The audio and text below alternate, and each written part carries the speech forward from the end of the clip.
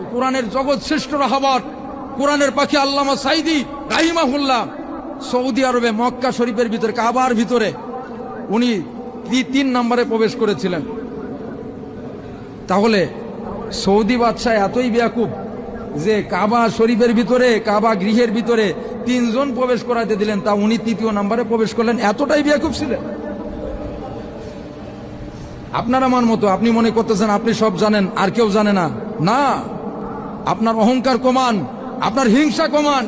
আপনার ভিতরের অহংকার যদি আপনি ধরে রাখেন, খোদার কসম করে বলে যাই, আমি ইমানি চশমা দিয়ে দেখতেছি আপনি জাহান্নামে যাচ্ছেন। যে মানুষটাকে আল্লাহ পাক রব্বুল আলামিন কবুল করছেন, আল্লাহ পাক বলছেন, হে ফেরেশতারা, আমি ওই পিরোজপুর ইন্দুরকানি জিয়ানগরের ওই সাইদিকে আমি আমার কোরআনের জন্য কবুল করছি, আমি তাকে ভালোবাসছি। সুতরাং হে ফেরেশতারা, তোমরাও তাকে ভালোবাসো। আর এই ভালোবাসা সমস্ত সৃষ্টিকুলের মতো বন্টন করেছেন।